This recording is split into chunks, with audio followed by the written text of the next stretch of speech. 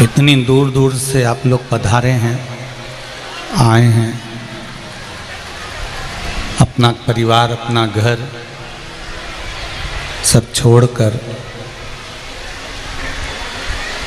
हम तो 3 घंटे के लिए यहाँ पहुँचते हैं, पर आप लोगों का तो सुबह से लेकर रात तक का समय देवाधिदेव महादेव को जो आप दे रहे हैं वो खाली नहीं जाएगा, उसका फल जरूर मिलेगा। उसका फल अवश्य प्राप्त होगा। किसी भी भाव से, किसी भी तरह से आप भगवान का नाम ले रहे हैं, भगवान का भजन कर रहे हैं, भगवान का कीर्तन कर रहे हैं, भगवान का स्मरण कर रहे हैं, उसका फल आपको मिलना जरूर है।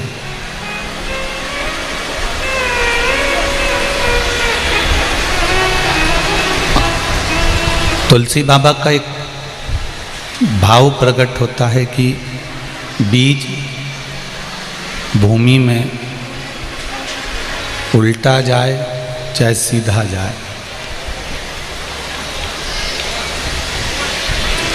जमीन में अगर वो बीज गया है तो अंकुरित जरूर होगा, उसका पौधा, उसका वृक्ष जरूर लगेगा।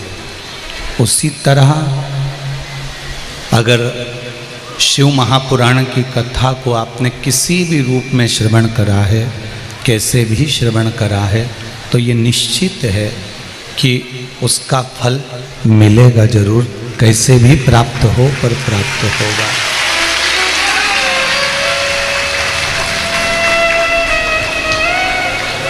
मैंने तेरे ही भरोसे ओ बाबा, तेरे ही भरोसे हवा बिच उड़ती जावांगी, बाबा डोर हथो छड़नी नाम कटी जावांगी। भोले मैं तेरी पतंग, शंभो मैं तेरी पतंग, हवा बिच उड़ती जावांगी, बाबा डोर हथो छड़ी नावे कटी जावांगी। शिव कथा कह रही है, भगवान शंकर का संवाद कह रहा है, शिव महापुराण की पावन कथा कह रही है, भगवान शंकर का चरित्र कह रहा है कि जीवन में हम मनुष्य की देह पालिए, मानव का शरीर पालिए, और मानव का शरीर पाने के बाद इस शरीर के अंतर्गत, इस हृदय के अंतर्गत यदि भगवान शंकर की कथा समा गई तो ये मान लें कि आपका जीवन सार्थक हो गया, हमारा जीवन सार्थक हो गया। ये निश्चित है, इसकी निश्चितता है कि भगवान की अविरल भक्ति मुक्ति केंद्र बिंदु है।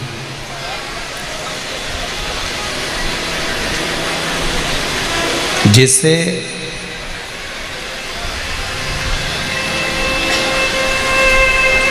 अहंकार व्यक्ति को परमात्मा के चरणों की ओर जाने नहीं देता,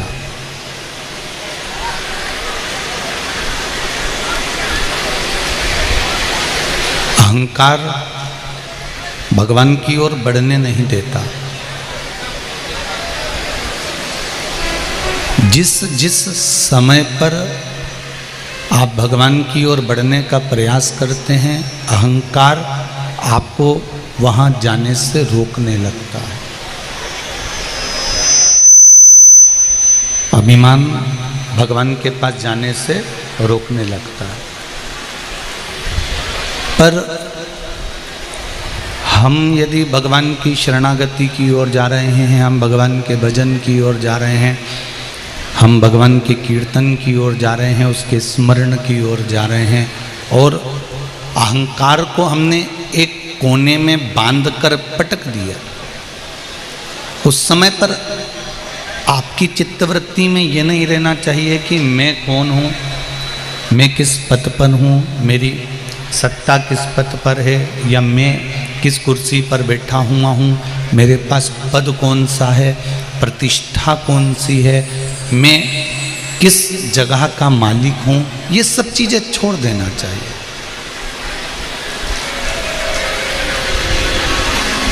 इन चीज़ों का स्मरण नहीं होना चाहिए। और जब ये अहंकार के विचार, अभिमान के विचार, अभिमान की सत्ता के भाव, अहम के भाव दूर हटकर हम भगवान की शरणागति की ओर जाते हैं, तो उसका जो फल है, उसका जो रस तत्व है, वो एक अलग ही हो जाता है। मन और मकान, इन दोनों की सफाई, इन दोनों को साफ करना बहुत जरूरी है।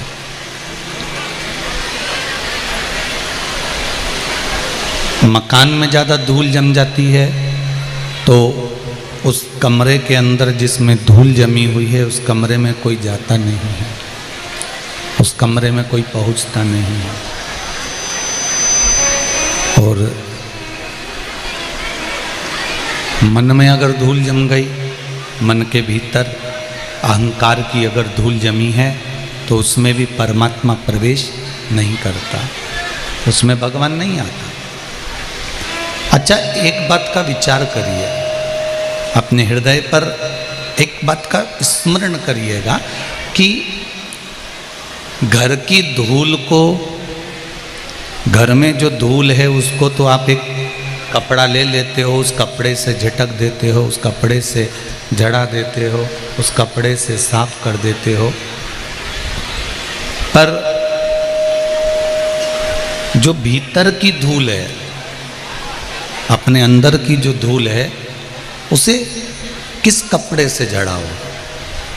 तो शिव महापुराण की कथा कहती है, वो कपड़ा कोई दूसरा नहीं होता जिससे धूल जड़ाई जाती है, अहंकार की। अहंकार की धूल को झड़ाने के लिए गुरु की वाणी का जो कपड़ा होता है, उससे सारी धूल अपने आप जड़ जाती है। गुरु की वाणी की जो धूल है, गुरु की वाणी का जो कपड़ा है, उससे अहंकार, काम, लोभ, वासना, तृष्णा, आसक्ति, ये सारी धूलें धीरे धीरे धीरे धीरे समाप्त हो जाती है। आप उससे समाप्त कर सकते हैं।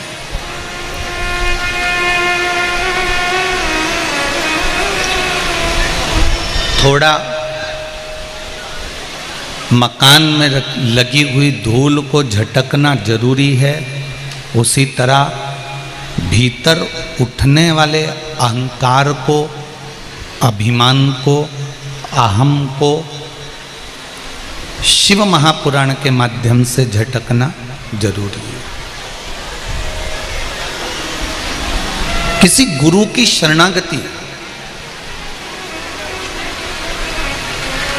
परमात्मा के दरवाजे की शरणागति, भगवान के चौखट की शरणागति, भगवान की भक्ति की शरणागति, गुरु चरणारविंद की शरणागति हमको कुछ फल अवश्य देती है। अच्छा, एक काम कर देखिएगा कि आप रोज अपनी दुकान पर जाते हो, रोज अपने व्यापार पर जाते हो, रोज अपने कार्य पर जाते हो, रोज अपना काम करने जाते हो, और रोज जब आप व्यापार के लिए जाएं, कोई अपना काम करने के लिए जाएं, ये ऊपर के बक्से बंद पड़े हैं, खड़े होकर सुनिए पहले उसको।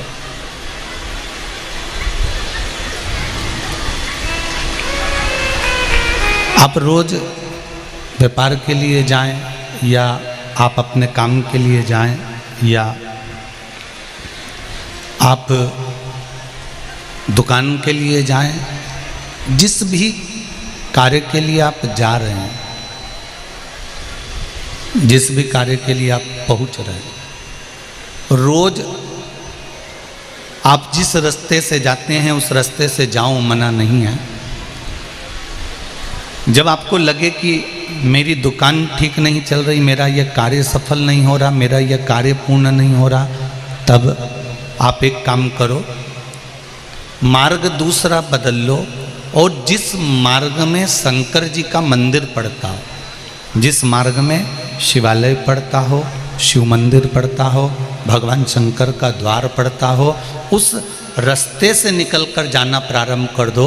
भगवान की केवल कृपा की दृष्टि पड़ना प्रारंभ हो जाएगी तो दुकान भी चलना प्रारंभ हो जाएगी।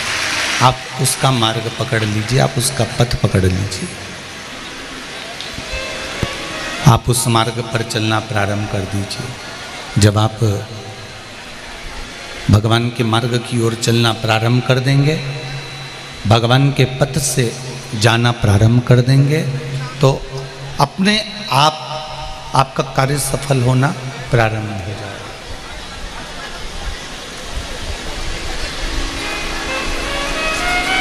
एक बार भगवान शिव की भक्ति का जो फल है,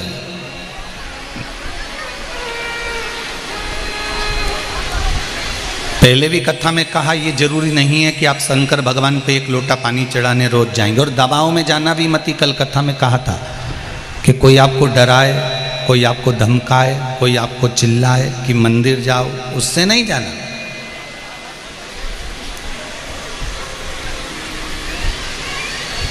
इतनी कथाओं में आप लोगों ने जितनी बार भी कथा सुनी होगी, जितने लोग आस्था चैनल पर सुन रहे हैं, फेसबुक यूट्यूब पर सुन रहे हैं, कभी हमने आपको ऐसा नहीं कहा होगा कि आप ये कार्य नहीं करोगे तो आपको ये कष्ट होगा। ये तो आपके दिल की बात है, ये तो आपके हृदय की बात है, ये आपकी चित्तवृत्ति की बात है, ये आपके मन की बात है। तेरे मंदिर में आना मेरा काम है और मेरी बिगड़ी बनाना तेरा काम। ये आपके ऊपर है कि आप भगवान के मंदिर जा रहे हैं, या आपके ऊपर है कि आप भगवान को जल चढ़ा रहे हैं, या आपके ऊपर है कि आप भगवान को एक बेलपत्र समर्पित कर रहे हैं, या आप भगवान को एक चावल का दाना चढ़ा रहे हैं। ये आपके ऊपर है, आपके ऊपर कोई दबाव नहीं होना चाहिए। भक्ति में, भजन में, कीर्तन में, स्मरण में, मंत्र जाप में, भगवान की भक्ति के अंतर्गत मंदिर जाने में, शिव महापुराण में जाने में, या सत्संग में जाने में कोई दबाव नहीं होना चाहिए। बिना दबाव के आप जब भगवान की भक्ति करोगे तो उसमें सुख मिलेगा। ध्यान देना,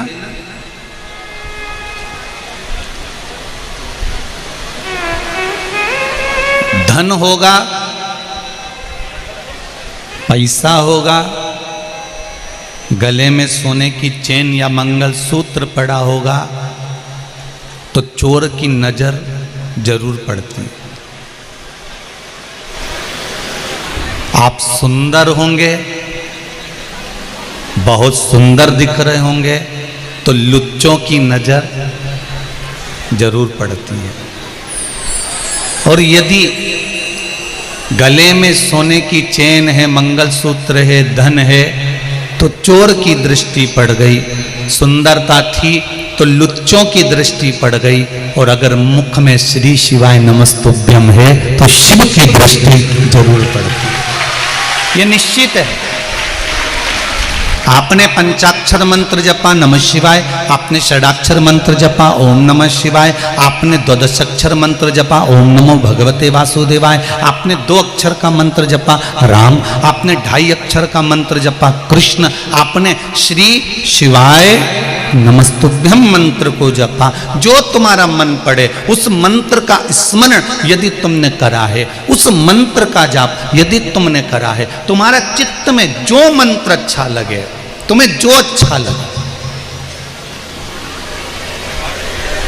सनातन धर्म में सबसे बड़ी आनंद की बात तो ये है कि जैसे बफेट में जाते हैं ना पार्टी में, तो गुलाब जामुन, इमरती, जलेबी, छम्मक, लड्डू, ये वो बहुत सारा सामान रखा रहता है। तुम्हें जो अच्छा लगे वो खाओ, जो चीज अच्छी लगे उसको 2 बार खाओ।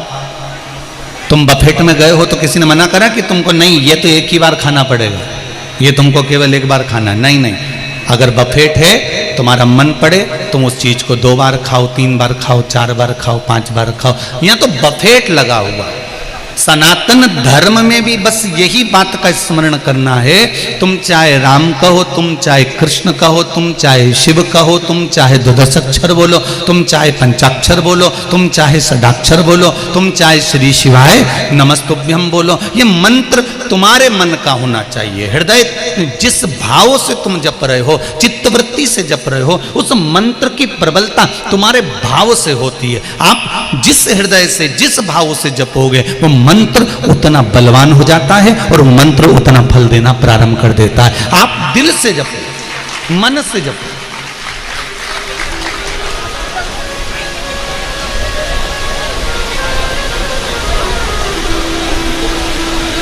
बखान क्या करूं मैं राखों के ढेर का, चपटी भभूत में खजाना।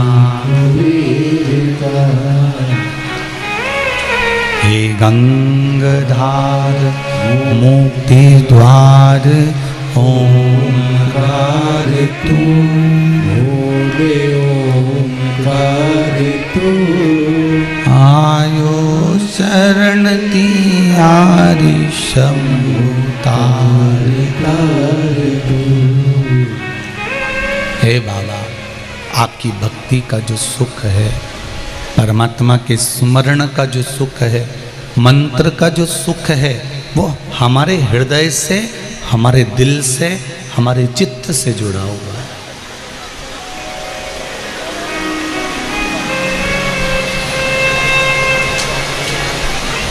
शिव तत्व कह रहा है,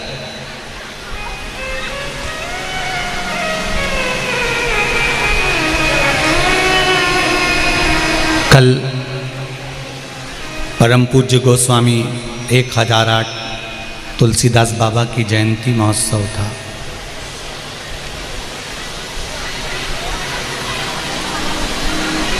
कई पत्र आते हैं, इन पत्रों में लिखा रहता है कि हम बड़े दुखी हैं।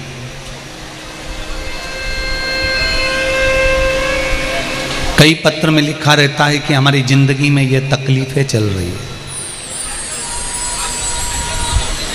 कई पत्र में लिखा रहता है कि गुरुजी आप हमारे दुख का कोई निवारण कर सकते हो क्या? तो पहले तो हम आपके हाथ जोड़कर क्षमा मांग लें कि ना तो हमको ज्योतिषी आती है, ना हमको कोई मंत्र आता है, ना हमको कोई तंत्र आता है, और ना हमको कोई ऐसी विद्या आती है कि घुमा के फूंक मार के फेंक दें और तुम्हारा दुख मिट जाए, ये भी नहीं है। ना हमारे पास में कोई बेल है, ना हमारे पास में कोई भभूति है। हमारे पास में तो ये शंकर की शिव महापुराण की कथा है और शंकर का नाम है श्री शिवाय नमस्तुभ्यम है, और 1 लोटा जल सारी समस्या का हल है। इसके सिवाय हमारे पास में कुछ भी नहीं।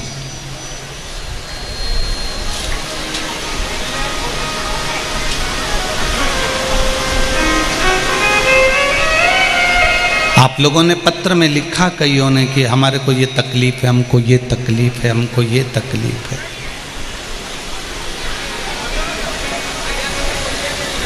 तुलसीदास जी जितनी तकलीफ तो शायद जिंदगी में आपको नहीं हुई होगी जितनी तुलसीदास जी को हुई थी। तुलसीदास जी का जन्म हुआ और पिता आत्मा राम जी ज्योतिष आचार्य थे, बड़े विद्वान, प्रखंड पंडित। तुलसीदास जी के पिताजी किसी का भाग्य देखकर लिख देते थे कि इसके भाग्य में इतना दुख है। उनके घर में बेटा हुआ तुलसीदास, तो उन्होंने जन्मदिन नहीं मनाया, पहले उसकी पत्रिका बनाई, और जैसे ही पत्रिका बनाई और उस पत्रिका में देखा तो तुलसीदास जी की पत्रिका में लिखा था कि इसका मुख जो देखेगा वो मर जाए।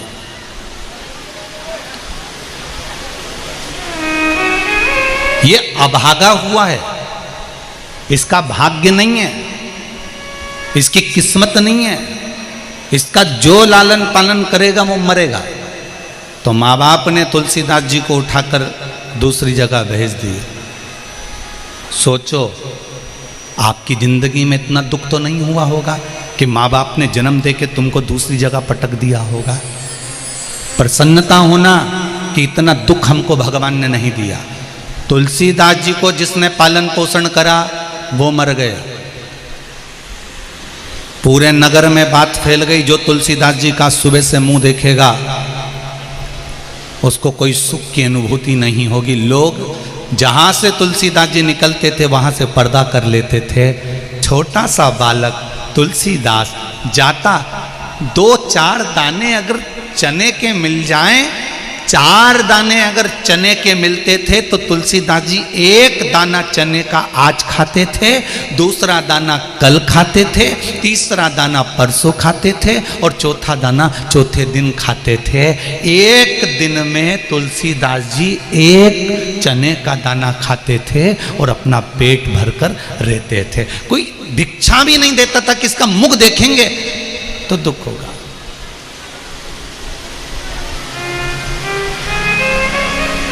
कोई भिक्षा भी नहीं दे रहा।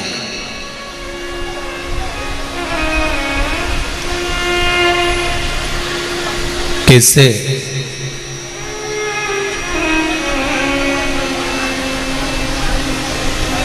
तब एक संत श्री नरसिंहदास जी तुलसीदास जी को देखे, छोटा सा बच्चा है, इससे सब नफरत करते हैं।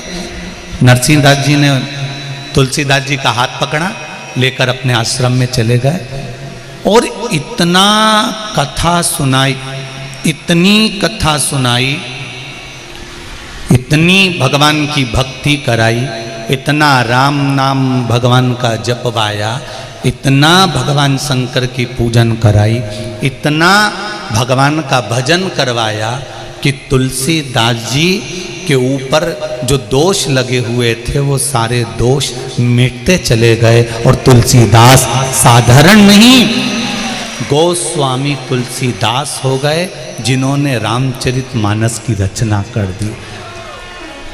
एक बात अपनी जिंदगी में याद रखना, तुलसीदास जी ने अपनी जिंदगी में बड़ा दुख देखा, तुलसीदास जी ने अपने जीवन में बड़ा दुख देखा, बड़ी तकलीफें देखी, बड़ा कष्ट हुआ, बड़ा जीवन दुखमय निकला, पर किसी सदगुरु की शरण में जाकर जब भगवान की भक्ति में डूब गए फिर दुख कहाँ गया मालूम नहीं पड़ा। अगर तुम्हारे जीवन में भी दुख है और तुम शिव महापुराण की कथा सुन रहे हो तो आज से नियम बना लेना कि मैं कहीं पत्रिका या आदि काम करने के लिए बाद में जाऊंगा, सबसे पहला काम एक करूंगा, शंकर जी के मंदिर में जाकर 1 लोटा जल चढ़ाऊंगा और शिव को रिझाऊंगा।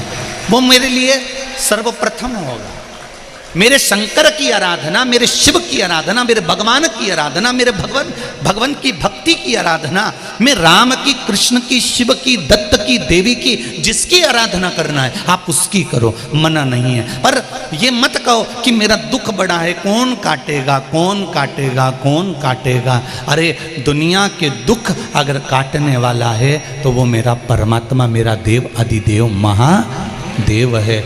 अकाल मृत्यु वो मरे जो काम करे चंडाल का, काल उसका क्या बिगाड़े जो भक्त हो महाकाल का। जो शिव का उपासक है उसका दुख शंकर ही काट सकता है,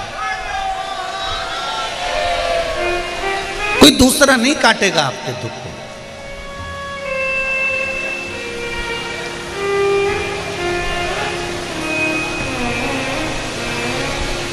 कितना जिंदगी में दुख था तुलसीदास जी के, पर कोई गुरु मिल गया और गुरु मिला, उस गुरु ने जो भक्ति दी उस गुरु ने जो भजन में लगाया, उस गुरु ने जो स्मरण में लगाया, उस गुरु ने जो संकीर्तन में लगाया, उस गुरु ने जो भगवान के भजन में लगा दिया, इतनी कथा सुनाई, इतनी कथा सुनाई कि रोम रोम में तुलसीदास जी के राम समा गया। दुनिया के लोग कहते हैं उनकी पत्नी ने उनका तिरस्कार करा, दुनिया के लोग कहते हैं उनकी पत्नी ने तुलसीदास जी को अपशब्द कहे, इसलिए तुलसीदास जी राम जी के भजन में डूब गए।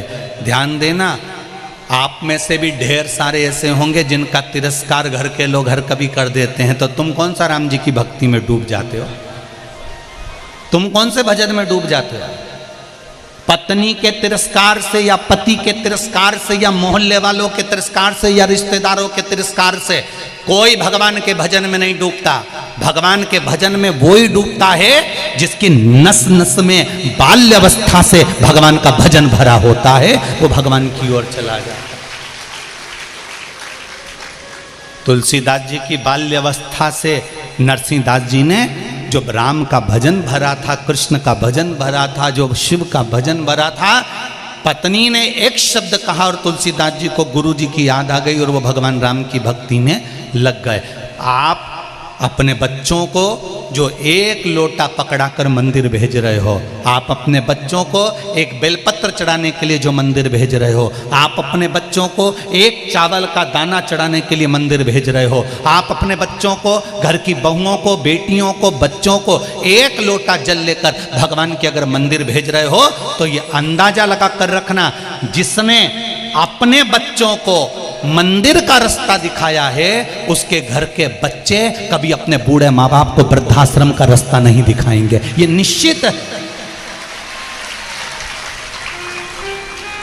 वृद्धाश्रम का रास्ता, जितने लोग अपने अपने बच्चों को मंदिर भेज रहे हो, आप नियम बना लो अपने घर के बच्चों को स्कूल बाद में जाना पहले एक लोटा पानी चढ़ा के आ, कॉलेज बाद में जाना पहले एक लोटा पानी चढ़ा कर आ, जा पहले शंकर जी, मम्मी मैं घर से लोटा लेकर नहीं जाऊंगा, मत जा तो प्रणाम कर कर।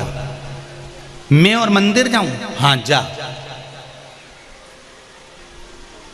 ऑटो वाला ऑटो लेकर जाए, रिक्शे वाला रिक्शा लेकर जाए, रिक्शे वाले को रोक कर कह दो, हमारे बच्चों को स्कूल लेकर जाता है तो सामने से कोई शंकर जी का मंदिर हो, उस मंदिर के सामने रिक्शे को थोड़ा धीमा करना और बच्चों से कहना हर हर महादेव। जितने रिक्शे में बच्चे बैठे रहे सब एकदम मंदिर देखकर हर हर महादेव कह दो और उसके बाद में आगे बढ़ जाओ। हमारे बच्चों के जीवन में अगर काल भी मंडराएगा तो हर हर महादेव कहने से वो हर लेगा उस काल को। अपने घर के बच्चों से कहो, ऑटो वाले से, रिक्शे वाले से कह दो कि तू मेरे बच्चों को लेकर अगर स्कूल जा रहा है तो बीच मार्ग में जो मंदिर शंकर का दिखे वहां एक बार ऑटो को थोड़ा धीमा कर ले, थोड़ा सा स्लो कर ले। क्यों? ये स्पीड ब्रेकर रोड पर क्यों बनाए जाते हैं? इन स्पीड ब्रेकर को रोड पर इसलिए बनाया जाता है कि तेज चलती हुई गाड़ी को थोड़ा सा स्लो कर लो, धीमा कर लो। अगर गाड़ी धीमी कर लोगे तो एक्सीडेंट नहीं होगा। उसी तरह जैसे रोड पर स्पीड ब्रेकर बनाए जाते हैं, इनको देखकर गाड़ी को धीमा कर लेना चाहिए, गति अवरोधक को देखकर गति को रोक लेना चाहिए। जब हम रोड पर चलें और हमें शंकर जी के ओटले मिले, शंकर जी के मंदिर मिले, तो समझ लेना ये गति अवरोधक हैं, ये स्पीड ब्रेकर हैं, इनको देखकर थोड़ा सा झुक जाओ, थोड़ा सा स्लो हो जाओ। तो इनके आगे अगर स्लो हो गए, झुक गए, तो जीवन की गाड़ी का कहीं एक्सीडेंट नहीं होगा। ये जीवन की गाड़ी कहीं भटकने वाली नहीं है, अपने मार्ग से कहीं कूदने वाली नहीं है। आप भजन तो करो उसका।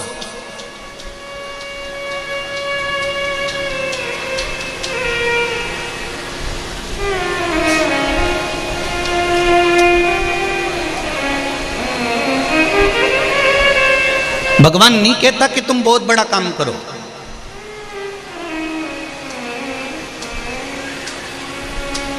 भगवान कहता है छोटा भी काम करो तो मुझे समर्पित कर कर करो।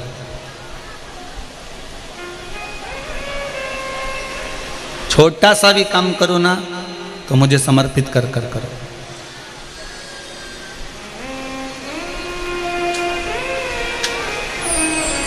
एक कथा सुनी है आप लोगों ने राम जी की? बहुत बड़ा सेतु बन रहा,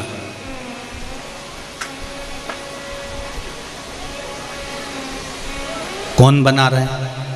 पूरे बानर, पूरे बंदर नल नील राम नाम लिखे पत्थर छोड़ रहे हैं और सेतु बन रहा है। कितने किलोमीटर का था?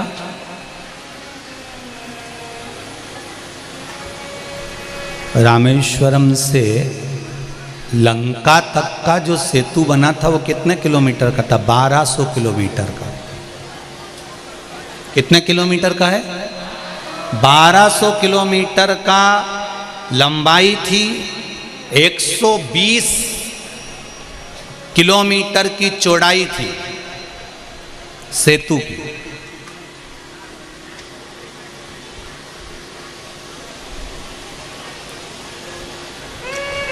पूरे इंडिया में ढूंढिया, इंडिया में तो इंडिया में, पूरे विश्व में ढूंढिया, इतनी चौड़ाई की कोई रोड मिल जाए तो, कोई पुल मिल जाए। 120 किलोमीटर की चौड़ाई और 1200 किलोमीटर की लंबाई, इतना लंबा सेतु बानर बना रहे थे। सब बड़े बड़े पत्थर ला रहे थे, बड़े बड़े पत्थरों को ढूंढ कर ला रहे थे, और एक छोटी सी गिलहरी, छोटी सी, क्या कर रही थी? शरीर पे रेत चिपकाकर वो पत्थरों पर जड़ा रही थी, पत्थरों पर जड़ा रही।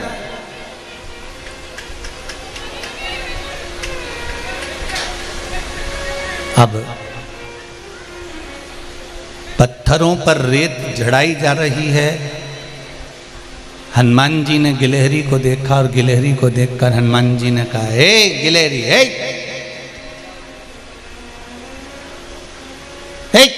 इधर आ। गिलहरी हनुमान जी के पास गई। जब गिलहरी खड़ी होती है ना तो उसके दोनों हाथ यूं करती है और मुंडी यूं करती है। गिलहरी ने जैसे ही मुख यूं करा और हाथ यूं करे तो हनुमान जी इधर इधर। गिलहरी ने पूछा क्या है? गिलहरी के 2 दांत आगे के। हनुमान जी को देख के हंस दी। हनुमान जी बोले, इतने सारे बंदर जा रहे हैं, तेरे को थोड़ी बहुत शर्म नहीं आई? कहीं दब दुबा गई? इतनी सी तो धरी है, पिचकड़ा निकल जाएगा तेरा। इतने में गिलहरी ने अपना 2 दांत दिखाया और चल दी। हनुमान जी ने कहा, कितनी गजब की है, मुझे चिढ़ा रही है, मुझे चिढ़ा रही है, गजब। वो जैसे ही आगे बढ़ी तो हनुमान जी ने फिर बुलाया, सुन रही क्या? इधर आ। गिलहरी पीछे मुड़ के देखी, फिर चल दी। हनुमान जी उसके पीछे पीछे गए। अरे सुन रही है? गिलहरी ने फिर अपना हाथ ऊपर वाला जोड़ा, मुंडी नीचे करी, 2 दांत दिखाए। हनुमान जी मन में सोचे, कितनी एबली पैदा हुई है, बताओ कितनी एबली है। मैं इसको बोल रहा हूं, बात कर रहा हूं, सुनने को तैयार नहीं है। फिर हनुमान जी ने गिलहरी को रोका। कितने बड़े बड़े बंदर निकल के जा रहे हैं, लोग कूद रहे हैं, तेरा पिचकड़ा निकल जाएगा, कोई तुझ पे पांव रख देगा, तुझे डर मन नहीं लग रहा? तुझे डर नहीं लग रहा? गिलहरी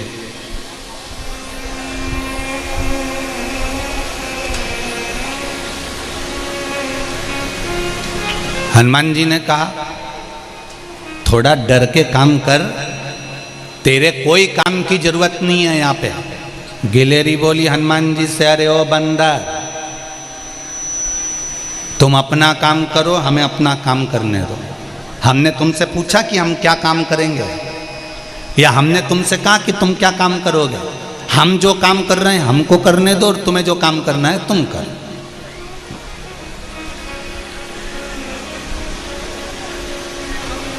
इतने में गिलहरी काम में लग गई। हनुमान जी एक बड़ा सारा पत्थर उठा के ला रहे थे और लाते लाते लाते लाते लाते लाते हनुमान जी कई पांव वो गिलेरी की पूंछ पे धरा दिया। अब कितने बच रहे थे? सारे बंदरों से हनुमान जी ने कह दिया था ये तो पगली है, इसमें तो अक्ल नहीं है, इतनी सी होके यहाँ वहाँ घूम रही है, अभी कोई पाँव माँव रखा जाएगा तो पिचकड़ जाएगी। और हनुमान जी का थोड़ा सा पाँव उसकी थोड़ी सी पूंछ पे रखा गया, पूंछ पे रखाया। अब गिलेरी चिल्लाई ची ची ची ची। अब गिलेरी जब फंस जाती है तो ऐसी चिल्लाती है ची ची करे। हनुमान जी ने मन में सोचा ये कौन चीख रहा है। अब हनुमान जी का स्वरूप बड़ा, पत्थर हाथ में बड़ा, राम नाम लिखा हुआ और पांव रखा गया गिलेरी की थोड़ी सी पूंछ पे और वो ची ची करे। हनुमान जी ने सोचा कौन चीख रहा। जो हनुमान जी ने देखा तो गिलेरी नीचे से चिल्लाई, अरे देख के तो चल ले बंदर, देख के तो चल ले बानर, दिख नहीं रहा तुझको, मेरे ऊपर पांव रख दिया। हे भगवान हे भगवान हे भगवान। गिलेरी रोने लगी, आंख में आंसू भर गए, मेरी तो पूंछ तोड़ दी इसने, मेरी तो पूंछ तोड़ दी। हनुमान जी ने पत्थर पानी में डाला, गिलेरी के पास आकर बोले मैंने तेरे को पहले ही समझाया, तू बीच में क्यों आई? गिलेरी बोलने लगी मैं तेरे बीच में कब आई? मैं तो अपना काम कर रही थी, देख के तो चलना चाहिए कि कहां से जा रहे हो, हर किसी की पूंछ पे पांव रख दोगे? हनुमान जी ने कहा मैंने तेरे को समझाया था, बीच में काय कोई? इतने में गिलेरी ने कहा तू बहुत बड़बड़ बड़बड़ करता है, रुक जा, मैं राम जी के पास जा रही हूँ, आज पूरा न्याय मांग कर आऊंगी राम जी से कि मेरी पूंछ तोड़ी है तुझने, तूने रुक जा। और गिलेरी रोती रोती रोती रोती राम जी के पास पहुंच गई, राम जी के सामने जाके खड़ी हो गई। जैसे ही खड़ी हुई राम जी ने देखा गिलेरी रो रही है। राम जी ने गिलेरी को हाथ में उठाकर पूछा तुम क्यों रो रही हो? गिलेरी कहती है मेरी पूंछ देखो जरा, कितनी पूंछ को एक बंदर ने तोड़ दिया मेरी पूंछ को। हनुमान जी ने अपना हाथ गिलेरी पर फेरा, फेरते से ही गिलेरी की पूंछ सही हो गई। गिलेरी की पूंछ तो सही हो गई, पर गिलेरी ने राम जी से कहा आपको न्याय तो करना पड़ेगा चाहे कुछ भी हो जाए।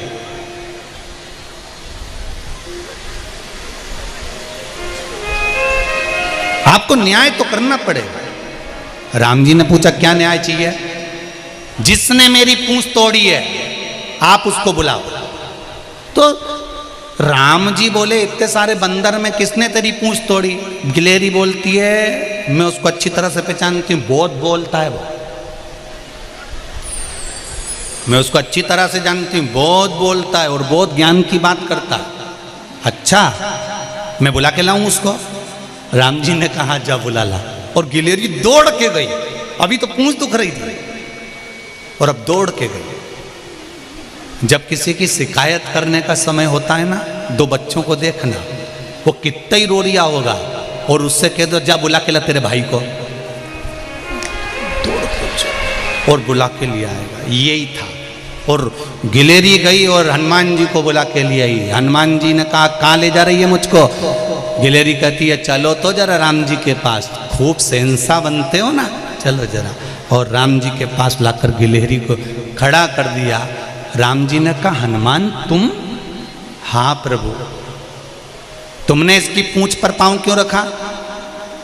हनुमान जी बोले पूछ लो मैंने इसको कितना समझाया था, ये समझने को ही तैयार नहीं, बीच बीच में फुदक के उचक के आ जा रही, पांव रखा गया, इसकी पूंछ पर पांव रखा है।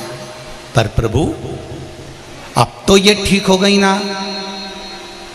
इससे पूछो कि ये मां कर क्या रही थी बार बार बार बार। इतने में गिलेरी राम जी से बोली मैं बाद में बताऊंगी, पहले राम जी आप बताओ इस बंदर में ज्यादा अक्ल है कि मुझ में ज्यादा अक्ल है? राम जी ने कहा फंस गए।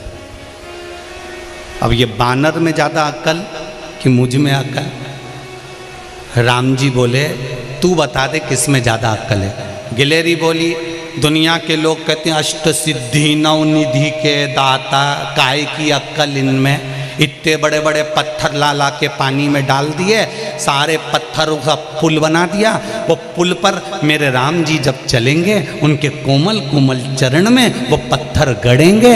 इसलिए मुझ में अक्ल ज़्यादा है, मैं पानी में गीली होकर समुद्र की रेत को चिपकाकर पूरे पत्थरों पर बिखेर दे रही हूं, जिससे परमात्मा के चरण में वो पत्थर ना चुभे।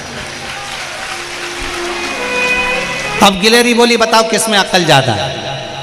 राम जी बोले, तुझ में ही है, तुझ में ही अकल ज्यादा है। तो प्रभु मुझ में अकल ज्यादा है ना, तो न्याय करो न्याय करो न्याय करो।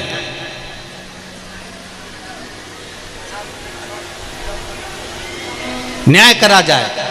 राम जी ने पूछा, तू बता दे क्या न्याय करना है। हनुमान जी को बुलाया राम जी ने, और राम जी ने कहा, हनुमान तूने गिलहरी के पांव पर, इस पूंछ पर पांव रखा है, इसकी पूंछ को तूने खंडित करा है, इसलिए हनुमान एक बार तेरी भी पूंछ खंडित जरूर होगी, ये निश्चित है, ये निश्चित है। हम पहले भी कथा में कहे, मत बुरे कर्म कर बंदे वरना पछताएगा, भगवान की आंखों से तू बच नहीं पाएगा, तू बच नहीं पाएगा। अरे ओ अज्ञानी मत करना दानी। हम कई बार आप लोगों से कहें, जैसा कर्म करेंगे वैसा भोगना पड़ेगा। हनुमान तूने गिलहरी की पूंछ को छिन्न करा है, तेरी भी पूंछ छिन्न जरूर होगी। गिलहरी बोली, ये कोई न्याय नहीं है, इसको कोई न्याय कहते हैं? पूंछ पे मेरे पांव रखा है, तो मुझसे पूछा जाए कि हनुमान जी के साथ क्या करना। राम जी मन में सोचे, कितनी तेज है ये। अच्छा बता क्या करना, तू बता। गिलहरी बोली, इसने मेरी पूंछ पे लात रखी थी, इसलिए राम जी आप हनुमान के सिर पे लात रखो। हनुमान जी के सिर पर राम जी आप लात रखो। हनुमान ने अपना सिर नीचे करा, राम जी ने लात रखी। हनुमान की आंख से आंसू बहने लगे। गिलहरी पास में आके बोली, मेरी पूंछ पे लात रखी थी तो मैं भी रोई थी, तेरे सिर पे लात रखा ही तू भी रो रहा है।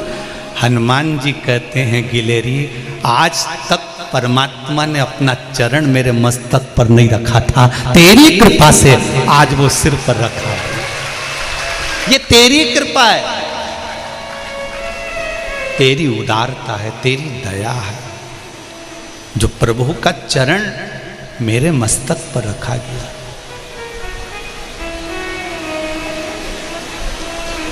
हनुमान जी ने कहा, प्रभु मेरी पूंछ भी खंडित होगी? हाँ। लिंग पुराण कहती है, स्कंद पुराण कहती है, शिव महापुराण कहती है, जब रामेश्वर धाम की स्थापना हो रही थी, हनुमान जी से कहा गया था, जाओ कैलाश पर्वत से शंकर भगवान का एक स्वरूप शिवलिंग लेकर आओ। हनुमान जी कैलाश पर्वत गए शिवलिंग लेने के लिए। इतनी देर में ब्राह्मणों ने कहा, मुहूर्त निकल रहा है, जल्दी से शिवलिंग की स्थापना करो। राम जी ने सोचा, शिवलिंग की स्थापना तो सीता जी से कहा, तुम एक काम करो, बालू रेत का शिवलिंग बना दो। सीता जी ने बालू रेत का शिवलिंग बनाया, राम जी ने साथ मिलकर स्थापना करी, ब्राह्मणों ने मंत्र बोले, पूजन करी, पाठ करी, आराधना करी और स्थापना कर दी। थोड़ी देर बाद हनुमान जी शिवलिंग लेकर पहुंच गए। हनुमान जी ने कहा प्रभु मैं ये शिवलिंग लेकर आया हूँ। राम जी ने कहा ब्राह्मणों के कहने पर हमने बालू का शिवलिंग बनाकर स्थापना कर दी, रामेश्वर धाम की स्थापना हमने कर दी। हनुमान जी रोने लगे, प्रभु क्या ये कैलाश से लाया हुआ शिवलिंग नहीं रखोगे? भगवान कहने लगे अब तू बता। हनुमान जी कहने लगे प्रभु आपने तो मेरे साथ में छल कर दिया, मुझे कैलाश भेज दिया और अपनी स्थापना कर दी। हनुमान जी के शब्द सुने तो राम जी ने कहा एक काम करो, इस शिवलिंग को हटा दो, तुम जो शिवलिंग कैलाश पे से लेकर आए हो वो रख दो। हनुमान जी ने कहा मैं अब भी रखता हूं। हनुमान जी ने शिवलिंग नीचे रखा, बालू मिट्टी के शिवलिंग को, रेत के शिवलिंग को हनुमान जी उठाने लगे। जब हनुमान जी रेत के शिवलिंग को उठाने लगे तो पूरी की पूरी पृथ्वी उछलने लगी। हनुमान जी ने देखा ये तो पूरी पृथ्वी उछल रही है। हनुमान जी ने देखा ये शिवलिंग नहीं उठ पा रहा। तब हनुमान जी को लगा ये ऐसे उठने वाला नहीं है।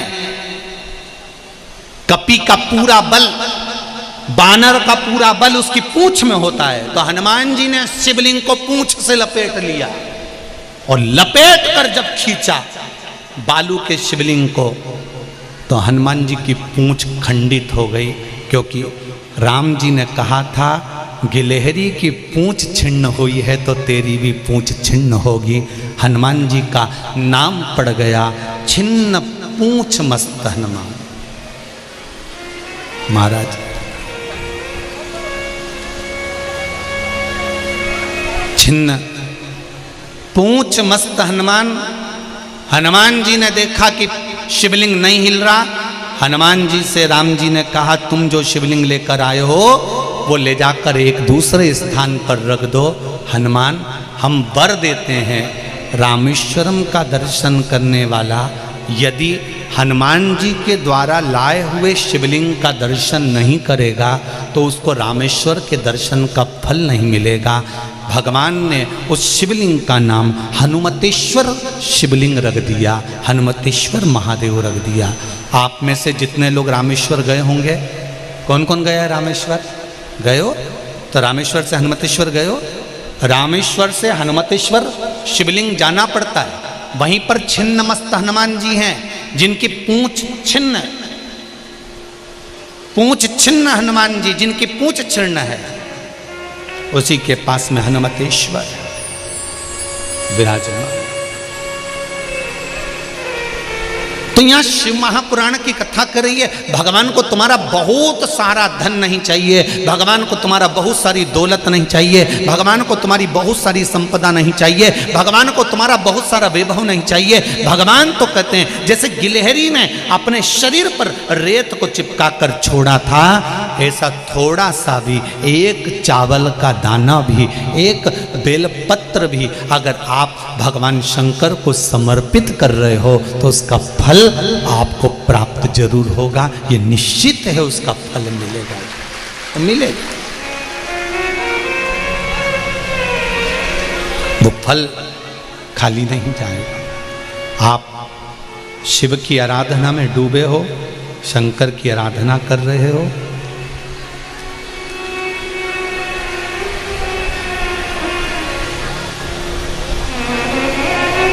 फल मिलेगा जरूर।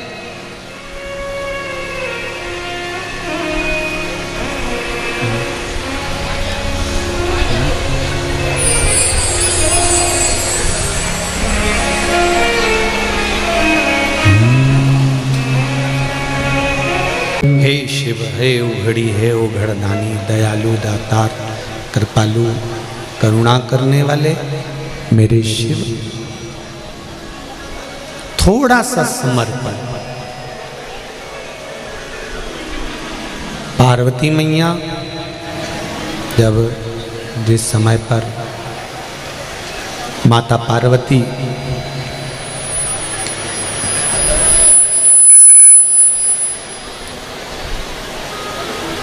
बाल्यावस्था में थी और उस बाल्यावस्था में माता पार्वती जी ने शंकर भगवान को बहुत कुछ प्रदान नहीं करा।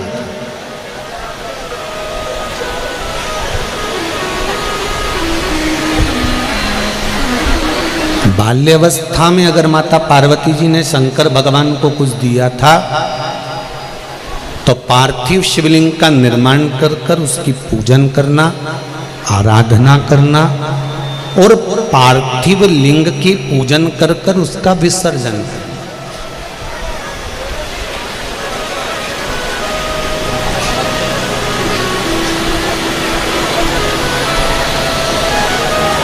एक बात थोड़ा ध्यान दीजिएगा,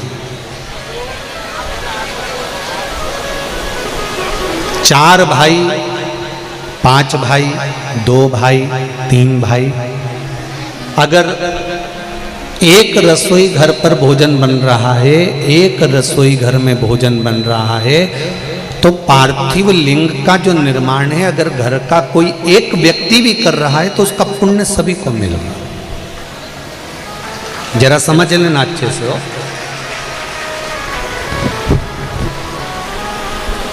कल बहुत सारे लोगों का फोन आया, मैसेज आया सीहोर में कि गुरुजी हम शादी में जब दूल्हा दुल्हन की आरती उतारते थे कलश रखकर, तो हमारे मन में बहुत प्रश्न था कि इसमें दिया क्यों नहीं रखते हैं। तो वो प्रसंग, ज्योति का जो प्रसंग आपने सुनाया, उससे हमको ज्ञात हो गया कि जल से भी आरती उतरती है तो उसका फल ज्योति का ही रहता है। ये हमको ज्ञात। आज अपन स्मरण करें कि जो पार्थिव लिंग का जो निर्माण होता है वो सार्वजनिक रूप से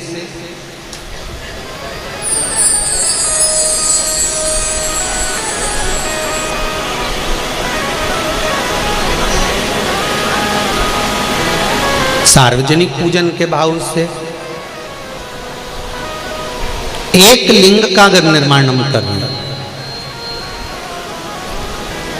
5 भाइयों का परिवार, 4 भाइयों का परिवार, 3 भाइयों का परिवार, 2 भाइयों का परिवार, एक ही जगह पर अगर भोजन बन रहा है तो एक पार्थिव लिंग का निर्माण कर लें और उसका पूजन करें। एक ही जगह पर भोजन बन रहा है और परिवार का किसी व्यक्ति का यदि भगवान शंकर की पूजन में मन भी नहीं है, रुचि भी नहीं है, वो पूजन में बैठा भी नहीं है, तो भी जिस घर के अंदर पार्थिव लिंग का निर्माण होता है, पूजन होती है, भले उसका पूजन में मन नहीं है पर उसके हिस्से में भी पूजन का फल चले ही जाता है। पूजन का फल उसके हिस्से में जाएगा, उसको पहुंचे। कई लोग प्रश्न करते हैं, हम लोग आस्था चैनल पर कथा सुनते हैं, फेसबुक यूट्यूब पर कथा सुनते हैं, तो क्या जहां कथा हो रही है वहां का पुण्य हमको मिलेगा कि नहीं मिलेगा? बहुत ध्यान लगाकर सुनना।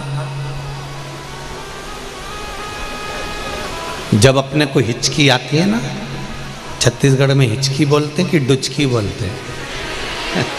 हिचकी जब आती है तो माताएं कहती है मेरी बेटी याद कर रही है, बेटियां कहती है मेरी मम्मी याद कर रही है, कोई कहता है मेरे काका जी ने याद करा, कोई कहे मेरे मामा जी याद कर। अब हिचकी तुम्हें चली और याद तुमने कहा कि उसने मुझे याद किया। उसी तरह कथा भले भाटापारा में हो रही है, कथा भले शर्मा परिवार करा रहा है, कथा भले भाटापारा की इस छत्तीसगढ़ की धरा पर हो रही है, पर पूरे विश्व में जितने लोग आस्था चैनल पर कथा सुन रहे हैं, फेसबुक यूट्यूब पर कथा सुन रहे हैं, ये निश्चित है दिल लगाकर अगर सुना है तो बाबा ने टीवी के सामने भी आपकी कामना को पूर्ण कर दिया, मोबाइल के सामने भी आपकी काम। एक पत्र आया है, देखिए।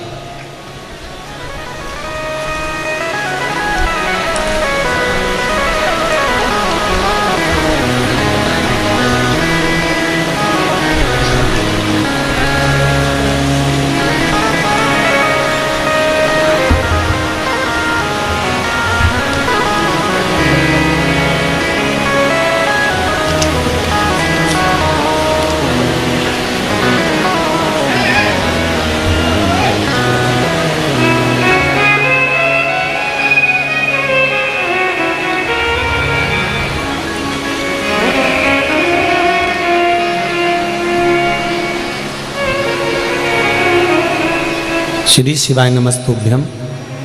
धर्म नगरी भाटापारा से मैं मोहिनी शर्मा, कहीं बैठी हो तो हाथ हिलाइएगा। मोहिनी जी शर्मा। गुरुदेव, मेरी बेटी हिमानी शर्मा का कई सालों की कड़ी कोशिश के बावजूद भी नौकरी नहीं लग रही थी। हम हार चुके थे। तभी मैंने शिव महापुराण की कथा टीवी पर सुनी, पशुपतिनाथ का व्रत करना प्रारंभ किया। मैंने यह व्रत करने का निर्णय लिया, तब मैंने पशुपति व्रत करना प्रारंभ किया। फिर गुरुदेव, मुझसे यह व्रत का फल ऐसा मिला कि दूसरे ही सोमवार को मेरी बेटी को इंटरव्यू के लिए कॉल आ गया और तीसरे सोमवार को उसकी नौकरी पक्की हो गई। ये शिव की कृपा। आप ही हैं। हर हर महादेव। दोनों हाथ हिला दो एक बार। हर हर महादेव। तेरी कृपा बिना न हिले एक भी लेते हैं श्वास, तेरी कृपा से तनो तनो। एक पत्र और देखिए। मीरा चौरसिया, भाटापारा, छत्तीसगढ़ से हूँ। कहीं बैठी हो तो हाथ हिलाइएगा। मीरा जी चौरसिया, भाटापारा, छत्तीसगढ़। मेरी बहू को 7 साल से कोई बच्चे नहीं थे। मैं 2 साल से टीवी पर शिव महापुराण की कथा सुन रही हूं। आपके बताए अनुसार पशुपतिनाथ का व्रत किया।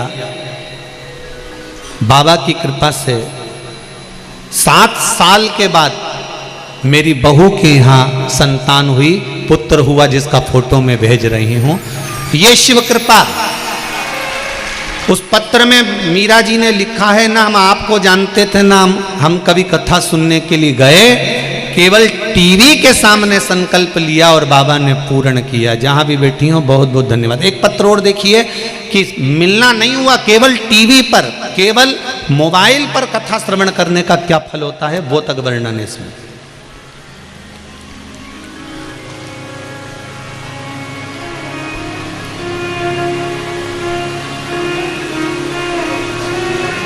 मैं भाटापारा से हूँ। मेरा नाम श्रीमती पद्मनी वर्मा है। कहीं बैठी हो तो हाथ हिला सकती हैं। पद्मनी। 10 साल पहले मेरी माँ की किडनी सिकुड़ गई थी। डॉक्टर ने दवाई देकर भेज दिया था। बाद में उनका पेशाब बंद हो गया था। खाना भी नहीं खा पाती थी। पूरा शरीर सूज चुका था। पूरा शरीर सूज गया था। कुछ भी शरीर के अंतर्गत क्रिया में नहीं था। तब 1 लोटा पानी और बेलपत्र चढ़ाना प्रारंभ करा। बाबा की कृपा देखिए गुरुजी। जैसे ही चढ़ाना प्रारंभ करा, लोटा भर जल और बेलपत्र चढ़ाना चालू करा और लोटा भर पानी चढ़ाकर थोड़ा सा पानी लाकर उसको पीना और बेलपत्र खाना चालू करा। मेरी माँ चक्कर खाकर नीचे गिर गई। चक्कर खाकर नीचे गिरी। कुछ देर के बाद जब उठी, जल का छींटा दिया। उठने के बाद उसको डॉक्टर के पास लेकर गए। ले जाने के बाद में मेरी माता को डॉक्टर ने देखकर कहा, इनकी जो किडनी सिकुड़ गई थी वो किडनी ठीक हो गई है और अब ये पूर्ण तरह से स्वस्थ हो गई हैं। अब इनको कोई दवा की जरूरत नहीं है। उसमें लिखा है, गुरुजी हम तो घबरा गए थे जब हमारी माँ नीचे गिरी, तो हमको लगा कि एकदम जल पिया क्या हो गया। पर भोलेनाथ जी को जो दिखाना रहता है वो 2 मिनट में कर कर दिखा देते हैं। ऐसा शिव है मेरा। जरूरी नहीं कि आप, और हम तो आपसे भी कहेंगे, आप दिल से उसको पुकारो, दिल से उसको बोलो, वो दिल से सुनता है। दिल से। कितने कितने आप लोग आए हुए हो। 1 पंडाल, 2 पंडाल, 3 पंडाल, लाखों की संख्या में आए हो।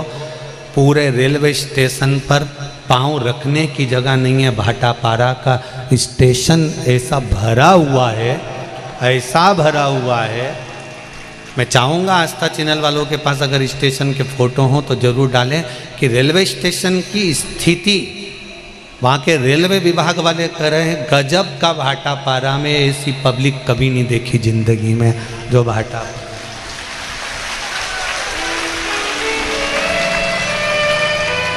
और अब आपसे भी निवेदन है, इधर भी जजमान परिवार जितना टेंट खींच सकता था उतना खींच दिया, क्योंकि इसके बाद में तो कच्ची जगह पानी भरा रहा है, इधर भी पानी भरा रहा है। जितना जितना ग्राउंड कवर कर सकते थे करा है। जहाँ जैसी जगह भी मिल जाती है आप लोग बैठ जाते हो। कई लोग धूप में 3 घंटे से लगातार चिलचिलाती हुई धूप में बैठकर कथा का रस तत्व ग्रहण कर रहा है। धन्य है आपका विश्वास, आपकी भक्ति में नमन करता हूँ छत्तीसगढ़ वालों को। धन्य आपका विश्वास, आपकी भक्ति को नमन करता हूं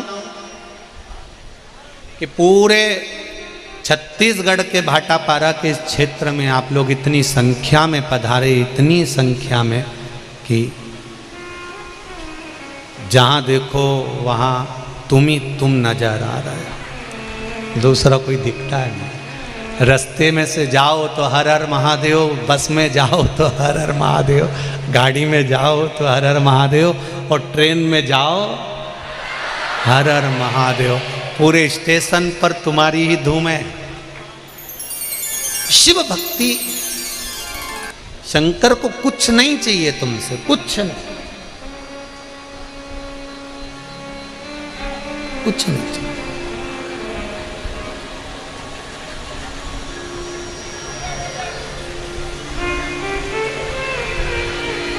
कितनी शीतलता है छत्तीसगढ़िया, सबले बढ़िया। इतनी शीतलता है कि आप लोग जब रास्ते से जाते हो या कथा में आते हो तो कोई झगड़ा नहीं, कोई आवाज़ नहीं, बड़ी शांति से कथा श्रवण करते हो। वो तो थोड़े बहुत इधर खड़े होके यमराज के भाई होन चिल्लाते रहते हैं, वो बात दूसरी। पर धन्यवाद दूंगा मैं आपको, बहुत बहुत बहुत धन्यवाद। हजारों लोग रात्रि को यहाँ पर रुकते हैं। शर्मा परिवार को धन्यवाद दूंगा, उनकी व्यवस्था शर्मा जी आपने बहुत सुचारू रूप से करी है, उसके लिए बहुत बहुत धन्यवाद, बहुत बहुत धन्यवाद। बार बार ये नहीं आ पाएंगे, बार बार ये नहीं आ सकते। तुम इनको अपने रिश्तेदारों को 50 बार फोन लगाकर बुलाओगे तो नहीं आएंगे। पर आज भाटापारा के एक एक घर में रिश्तेदार भरे हैं, बिना बुलाए शिव जी ने भेजे हैं, शंकर जी से। इनको बुलाओगे तो नहीं आएंगे, फोन लगाओगे तो नहीं आएंगे, निमंत्रण पत्रिका देकर आओगे तो नहीं आएंगे। केवल शंकर के कहने पर, शिव के कहने पर आप इतनी संख्या में आए हो। बहुत बहुत बाबा की कृपा है, बाबा की दया, करुणा, उदारता है जो आपकी जिंदगी में शंकर समाया है, शिव है। और विश्वास है शंकर पर, इसलिए आप लोग इतनी संख्या में आए हो। तो विचार करना, आप शंकर के दरवाजे पर आए हो, तुम्हारे दुख की घड़ी में मेरा महादेव भी नंदी लेकर खड़ा मिलेगा। वहीं जहां चाहोगे उस स्थान पर मिलेगा। जिसने दिल लगा लिया बाबा से, बाबा उसका हो गया। मेरे बाबा को नहीं चाहिए तुम्हारी दौलत। रावण के पास में सोने की लंका थी, शंकर भगवान ने एक बार भी कहा कि रावण मुझे 1 किलो सोना दान कर देना, किया नहीं। कुबेर के पास में ढेरों संपदा थी, शंकर भगवान ने चोर को कुबेर बना दिया था, पर कभी कुबेर से नहीं कहा कि मेरी पत्नी के रहने के लिए घर नहीं है तो तू घर बना देना, कभी नहीं कहा।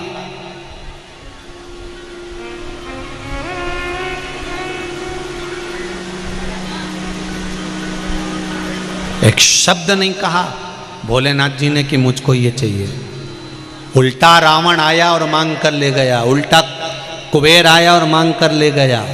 जो शिव के दरवाजे पर आता था वो मांग कर ले जाता था, पर शंकर भगवान किसी से, पार्वती जी ने 2-4 बार कहा कि कुबेर को तुमने कुबेर बना दिया, चोर को कुबेर बना दिया, उससे कह दो सोने का महल बना देगा। नहीं, अपने को नहीं चाहिए, क्योंकि महल बनेगा तो महल में दरवाजा लगाना पड़ेगा। घर बनाओगे तो दरवाजा नहीं लगाओगे क्या? अरे बोलो तो जम के, लगाओगे ना।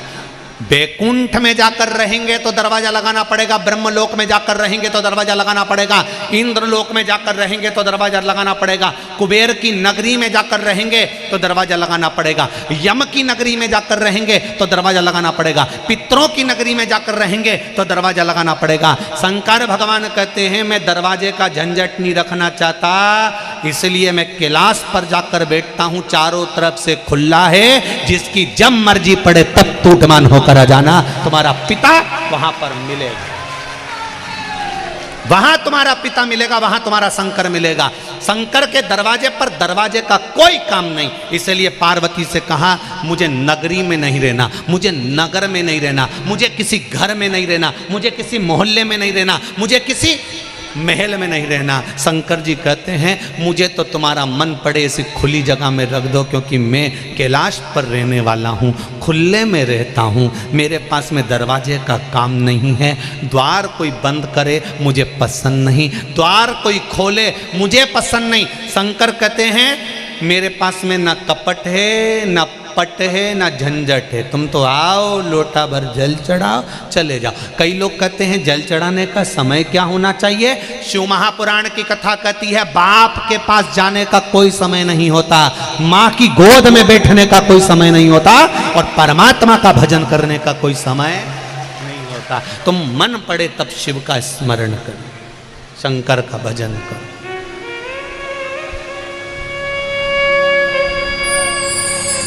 काम कर रहे हो, रोटी बना रहे हो, ओम नमः शिवाय, नमः शिवाय, श्री शिवाय नमस्तु, राम कृष्ण ओम नमो भगवते वासुदेव। तुम्हारा मन पड़े वो भजो, पर कर्म करते करते भी भजोगे तो वो स्वीकार करो, उसकी भक्ति में वो बल है।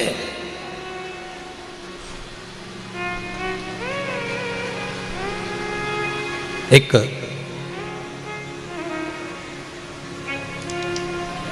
संवाद आता है,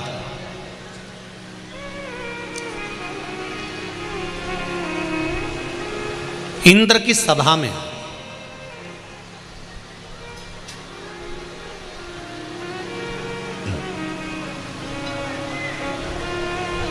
संगीत गाने वाला पुष्पदंत गंधर्व रहता था। क्या नाम था? जम के बोलो जरा। पुष्पदंत गंधर्व।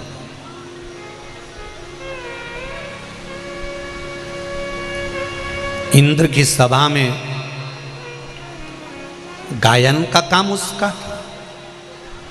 जैसे इंद्र को अप्सराओं का नृत्य प्रिय था, तो पुष्प गंधर्व का गाना इंद्र को प्रिय था।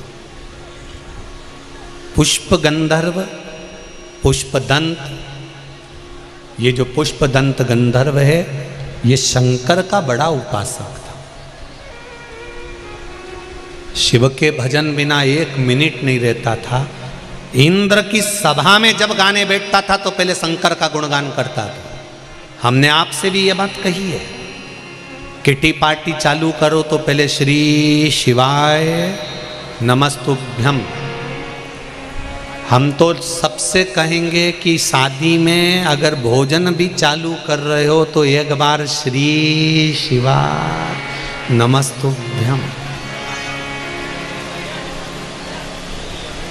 जन्मदिन भी मनाओ तो श्री शिवाय नमस्तुभ्यम। आप एक बार पहल तो करो शंकर जी के नाम को लेने की।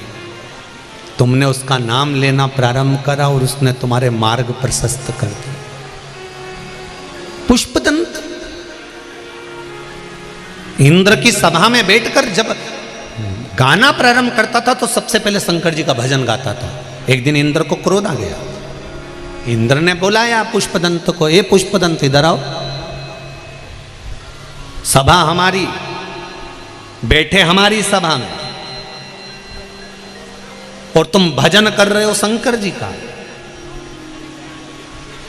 ऐसे कई लोग हैं इंद्र जैसे, कई लोग इंद्र जैसे हैं जिनको भगवान का नाम नहीं सुहा था। तुम किसी किसी मंदिर में जाकर या कोई के सामने बैठकर तुम एकदम श्री शिवाय नमस्तुभ्यम मंत्र बोलना चालू कर दो तो लोग कह देंगे आ गई सीवर वाले महाराज की चेली।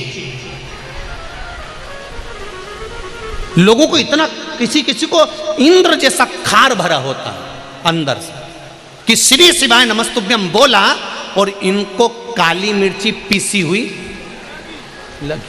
बस तुमने बोला और इनको चिपकी।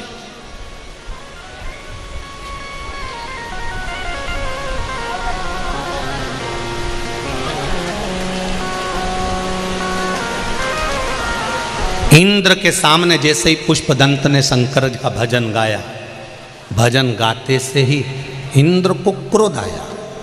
और इंद्र को क्रोध आया और इंद्र ने कहा सभा हमारी और हमारी सभा में तुम शंकर का नाम ले रहे हो। पुष्पदंत इधर आओ, कल से इस सभा में शंकर का नाम नहीं होना चाहिए। तो पुष्पदंत ने कह दिया हाथ जोड़ता हूं, कल से मैं भजन गाने गीत गाने नहीं आऊंगा। जिस भजन में राम का नाम हो वो भजन को गाना चाहिए। जहाँ शिव के नाम को जपाना जाए उस जगह पे जाना चाहिए। जहाँ शंकर का नाम नहीं हो, शिव का गुणगान नहीं हो, शिव नाम नहीं हो, शंकर की भक्ति नहीं हो, ऐसी जगह पर मुझे नहीं जाना, मैं नहीं जाता।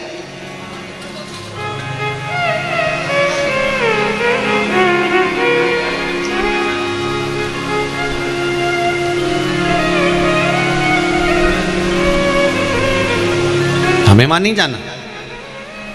पुष्पदंत ने कह दिया शिव का भजन छोड़कर मैं आपका भजन नहीं कर सकता। इंद्र ने कहा तुम शिव का भजन करना चाहते हो तो थोड़ा सा कर लेना। ठीक है, ठीक है, कोई दिक्कत। आधी में पुनी बहुत उतना, थोड़ा सा भी भजन करूंगा तो उससे मुझे फल मिल जाए। पुष्पदंत का नियम था शंकर भगवान के शिवलिंग की पूजन करने के लिए बेलपत्री पत्तियां फूल तोड़कर लाता था, चढ़ा देता था। आज पुष्पदंत फूल पत्ती लेकर जा रहा था और बीच में एक नगर पड़ गया। उस नगर का राजा का नाम था चित्ररथ और चित्ररथ राजा के उस नगर में प्रवेश करा, वहीं से निकल रहा था। चित्ररथ राजा के नगर में राजा चित्ररथ भी शंकर भगवान का भजन करने वाला था, शिव की उपासना करने वाला था, शंकर का गुणगान करने वाला था। तो चित्ररथ ने शंकर भगवान की पूजन के लिए एक बगीचा, एक उद्यान लगा रखा था। उस बगीचे में बहुत सारे बेलपत्री के पौधे लगे हुए थे, बहुत सारे फूल के पुष्प के पौधे लगे हुए थे। चित्ररथ उस बगीचे को लगाया था, वहीं से पुष्पदंत निकल कर जा रहा था। उसकी दृष्टि उस बगीचे पर पड़ गई। कितना सुंदर बगीचा है, कितना सुंदर उद्यान है, इतना सुंदर बगीचा और कितने सुंदर सुंदर फूल लग रहे हैं। पुष्पदंत ने विचार कर लिया कि कल से फूल यहीं से तोड़कर ले जाऊंगा। बहुत ध्यान से सुनना इस कथा को।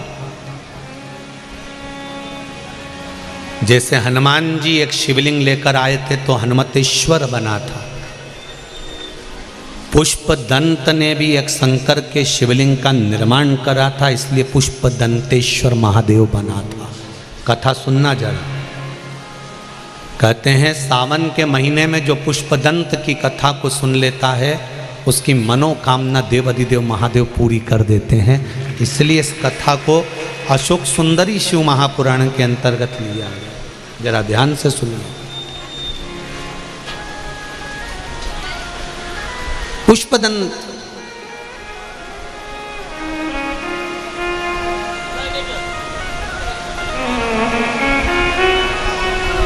और वो पुष्पदंत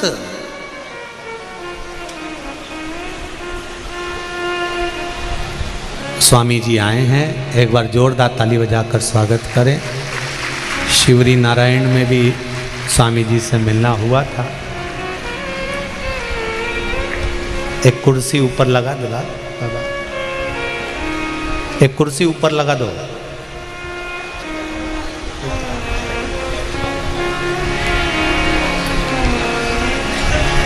बोल काशी विश्वनाथ भगवान की जय। पुष्पदंत का संवाद कर रहा है।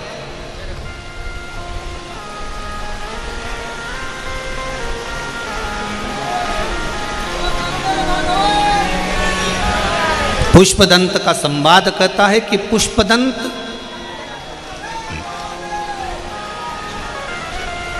हाँ मैं बस ठीक है। पुष्पदंत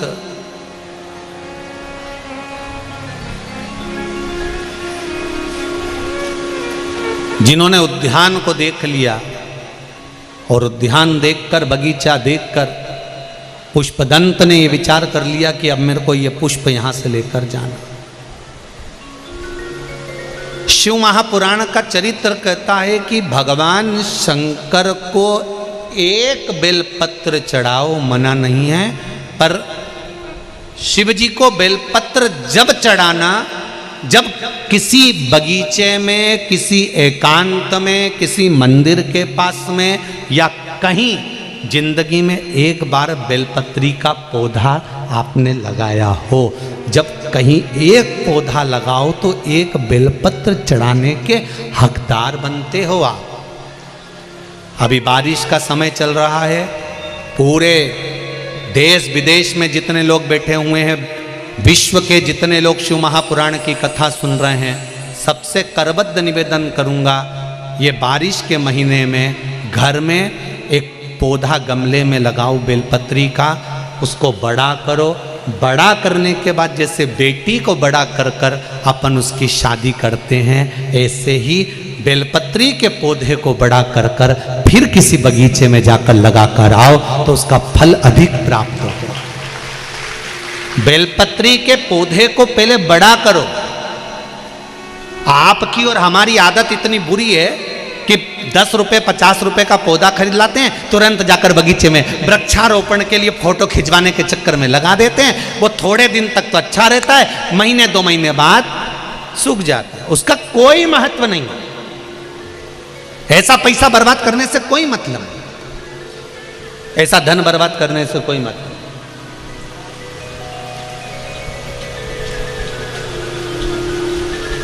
उस धन की कोई परिभाषा है, उसकी कोई महत्वता नहीं है कि आपने एक पौधा लाए, लगाया, पौधा लगा दिया, उसका कोई मूल तत्व नहीं,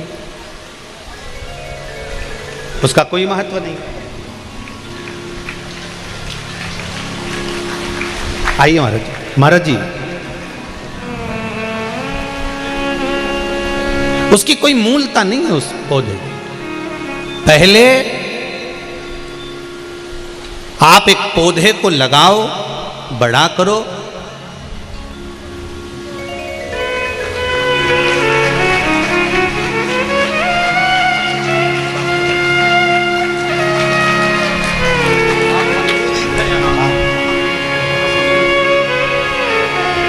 पहले उस पौधे को बड़ा करो और बड़ा करने के बाद आप उस पौधे को लगाएंगे तो उसका एक सुख, उसका एक आनंद आपको प्राप्त हो, उसका एक रसतत्व आपको प्राप्त हो।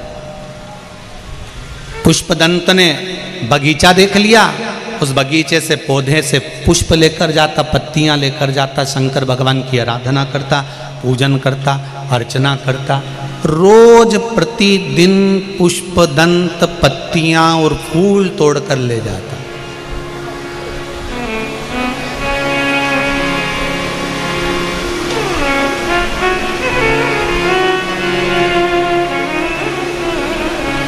बहुत ध्यान देना जरा, जिसके भी घर से बेलपत्र तोड़कर ला रहे हो, जिसके भी घर से फूल तोड़कर ला रहे हो, पहले घर के मालिक को एक बार बोलना जरूर कि हम आपके बगीचे से 2-4 फूल लेकर जाते हैं, शंकर जी के मंदिर जाते हैं, बेलपत्री तोड़कर ले जाते हैं, आपको दिक्कत तो नहीं है, आपको कोई परेशानी तो नहीं है।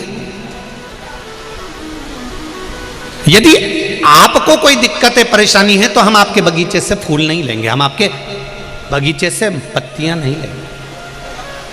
शिव महापुराण की कथा के सिवाय यह कथा किसी पुराण में नहीं मिलेगी।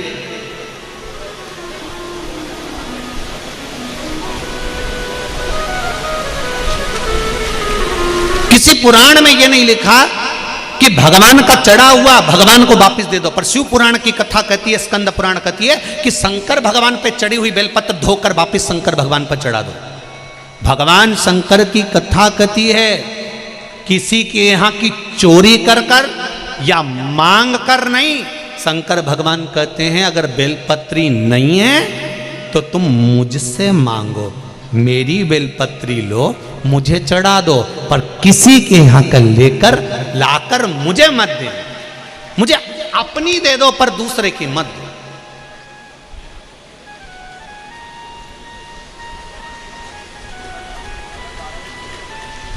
ये तो शर्मा परिवार कथा करा रहा है। हम जहां जहां कथा करने जाते हैं, जजमान जब कथा लेते हैं, चाहे समीर जी, चाहे आशीष जी, चाहे आकाश जी, कोई भी बात करे तो हम एक बात इन लोगों को कहकर रखे हैं कि यजमान परिवार से इतना जरूर कहना, कथा करवाओ मना नहीं है, पर कर्जा लेकर नहीं, किसी से 1 रुपया प्राप्त कर कर नहीं, या किसी का दिल दुखा कर कथा मत करवाना। भगवान भोलेनाथ जी से कहना पहले तू झोली भर कर भर देना, उसके बाद कथा करवाना, उससे कहो।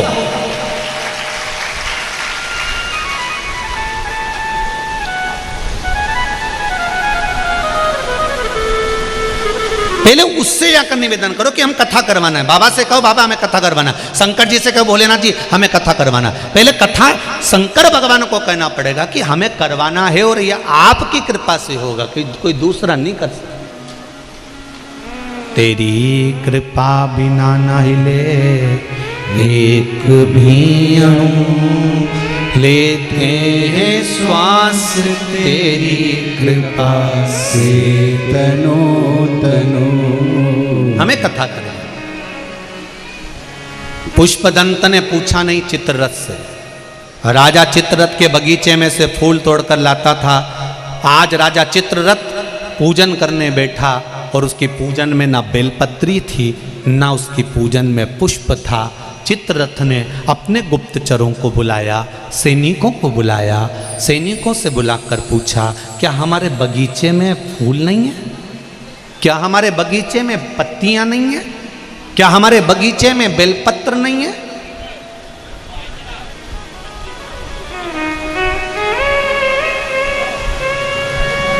क्या हमारे बगीचे में फूल पत्ती नहीं है।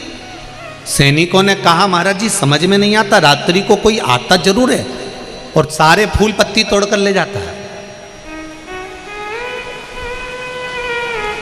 कोई बात नहीं, कल लिया ना। कल फिर पूजन में राजा चित्ररथ बैठा, शिव जी की पूजन में बेलपत्ती नहीं थी, फूल नहीं थे, पत्तियां नहीं थी, पुष्प नहीं था। चित्ररथन राजा ने फिर पूछा ये पुष्प क्यों नहीं है, पत्तियां क्यों नहीं है। महाराज जी समझ नहीं आ रहा, फूल पत्ती चली कहां गई, फूल पत्ती कहां जा रही है, हमको समझ में नहीं आ रहा। रात भर हम भी रहते हैं, रात भर चौकीदारी करते हैं, पर दिखता ही नहीं है जो लेकर जाता है। पुष्प दंत शंकर भगवान की इतनी आराधना करता था कि एक बार माता पार्वती जी का जो स्थान है, आपको कथा में वर्णन करें कि जो ये कटी भाग होता है, जो नीचे कटी होती है जिस पे शिवलिंग रखा होता है, ये शिव है।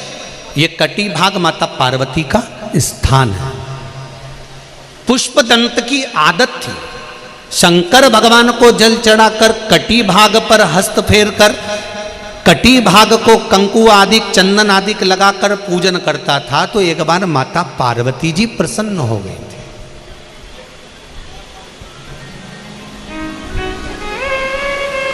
आपको कथा में कहा था कि हम बेलपत्री अगर खाते हैं तो शिवलिंग पे चढ़ी हुई बेलपत्र हम औषधि के रूप में भगवान से मांगकर फिर उसको खाते हैं, फिर उसको खाया जाता है।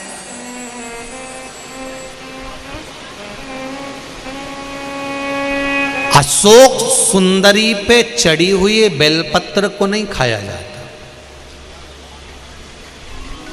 बेलपत्र अशोक सुंदरी पर अगर दुर्वा चढ़ी है, क्या चढ़ी है? दुर्वा। हाँ, कोई कोई तिथि ऐसी होती है, कोई कोई वार ऐसा होता है कि अशोक सुंदरी पे चढ़ी हुई बेलपत्र का भी हम सेवन कर सकते। पर जहाँ तक हो शिव तत्व के लिए अगर औषधि के लिए पा रहे हैं तो शंकर जी के स्पर्श की होना चाहिए, वो भी औषधि के लिए मांगे। तो पुष्पदंत की आदत थी शंकर भगवान को जल चढ़ाकर जहां पर शिवलिंग रखा है कटी भाग का पूजन करता था और उस पूजन से माता पार्वती प्रसन्न हो गई। तो पार्वती जी ने वर दे दिया, पुष्पदंत में तुझे वर देती हूं, तू मन से ओझल भी हो सकता है, प्रकट भी हो सकता है। शंकर जी की पूजन करने के लिए, शंकर जी की आराधना करने के लिए तू कोई रूप भी धारण कर सकता है और रूप से ओझल भी हो सकता है। तो पुष्पदंत क्या करता था? जब राजा चित्ररथ के बगीचे में जाता था, उद्यान में जाता था, तो रूप चेंज कर लेता था, बदल लेता था, दिखता नहीं था। गुप्तचर परेशान हो गए कि आखिर फूल पत्ती तोड़ता कौन है?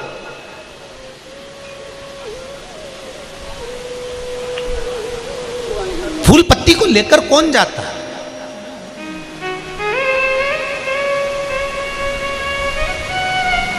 कई लोग हमसे भी कहते हैं कि शिव पुराण की कथा करते हो, इतने सारे लोग कथा सुनने के लिए आते हैं, क्या बिठले सेवा समिति सबके यहाँ पर क्या निमंत्रण पहुंचाती है कि शर्मा जी ने सबको पत्रिका भेज दी है? किसी के यहाँ ना तो पत्रिका जाती है ना निमंत्रण जाता है। जिस के दिल में, हृदय में मेरा भोलेनाथ आकर बैठ जाता है, वो गाड़ी तैयार करता है, 10 लोगों को भरता है और गाड़ी में भर कर लिया आता है। उसकी चित्त वृत्ति में शिव समा जाता है, तो वो बहुत। चित्ररथ राजा को मालूम पड़ा कि कोई आता जरूर है पर पता नहीं कौन है, दिखता ही नहीं है, नजर ही नहीं आता कौन आ रहा है, कौन बेलपत्री और फूल लेकर जा रहा है, कौन पुष्प लेकर जा रहा है, मिल नहीं रहा, पता नहीं चल रहा कौन है। राजा चित्ररथ ने कहा चिंता मत करो, कल मैं शंकर भगवान की जब पूजन करूंगा और शिव जी की पूजन कर कर जब मैं उठूंगा, उनका पूरा निर्माल्य जो शंकर भगवान पर चढ़ा होगा, फूल पत्ती सब उठा लूंगा, उठाकर मैं तुमको दे दूंगा। तुम एक काम करना, अपने बगीचे में जहां से प्रवेश करते हैं उस बगीचे के रास्ते पर बीच में देहली पर उस पुष्प को, निर्माल को, पत्तियों को डाल देना और उसके ऊपर एक कपड़ा बिछा देना। जो फूल पत्ती तोड़ने के लिए आएगा उसको मालूम नहीं पड़ेगा कि शंकर जी का निर्माल्य यहां पर पड़ा हुआ है, उसको लांग जाएगा तो उसने जो जिंदगी भर में पुण्य करा होगा, सत्कर्म करा होगा, पूजन करी होगी, वो सारी की सारी निष्फल हो जाएगी। शिव महापुराण की कथा कहती है, शंकर भगवान पर चढ़ा हुआ एक पुष्प, एक बेलपत्र या थोड़ा सा भी सामान शंकर जी का जमीन पर पड़ा हुआ तुमको दिख गया तो या तो आप उसको उठाकर एक साइड रख दो, नहीं रख सकते तो लांग कर मत जाना, नहीं तो जिंदगी में जितना पुण्य करा होता है वो सब समाप्त हो जाता है, वो पुण्य बचता नहीं। कथा कर रही है, पुष्पदंत गंधर्व की कथा कर रही है। राजा चित्ररथ ने शंकर भगवान की पूजन करी, निर्माल्य को उतार लिया, निर्माल्य उतारा, शंकर भगवान पे चढ़ा हुआ सामान सारा उतार लिया, झोली में भरा, भर कर अपने दूतों को दे दिया, गुप्तचरों को दे दिया, सैनिकों को दे दिया, और सैनिकों से जाकर कहा कि जिस बगीचे में अंदर प्रवेश करते हैं उस बगीचे के चारों तरफ इसको डाल दो और उस पर कपड़ा बिछा दो, उसको दिखेगा नहीं कि इसके नीचे क्या है। और सैनिकों ने जाकर अपने उस सारे स्थान पर शंकर जी पे चढ़ा हुआ निर्माल्य फूल पत्ती जो शिव जी पे चढ़ी थी वो बगीचे के रास्ते पर डाल दिया और उस पर कपड़ा बिछा दिया। जब कपड़ा बिछा, बगीचे में दरवाजे पर निर्माल्य पड़ा हुआ था,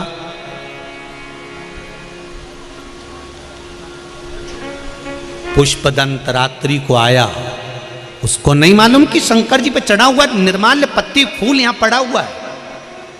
वो लांग गया, लांगते से जैसे ही लांगा, लांगते से उसका पूरा पुण्य समाप्त हो गया। पुण्य समाप्त हुआ, पुष्पदंत का जैसे ही पुण्य समाप्त हुआ, समाप्त होते से ही राजा चित्ररथ ने उसको पकड़कर कहा, रे पुष्पदंत, गंधर्व होकर फूल की चोरी करता है, पत्ती की चोरी करता है, तेरे शरीर में कष्ट भोगने के लिए रोग उत्पन्न होगा। पुष्पदंत का शरीर बेकार होने लगा, आंख से आंसू बहने लगे, रो पड़ा पुष्पदंत।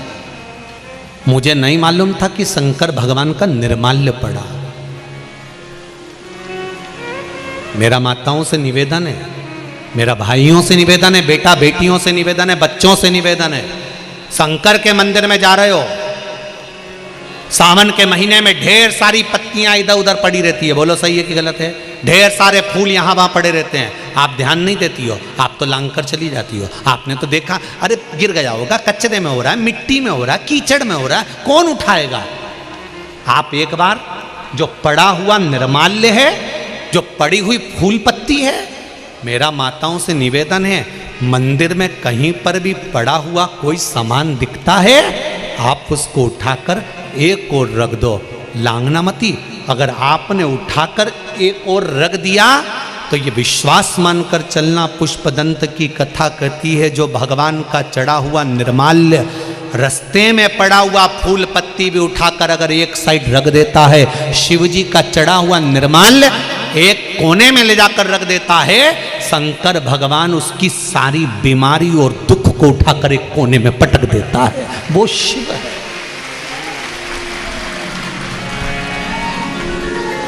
उस निर्माल्य को लांगा नहीं जाता।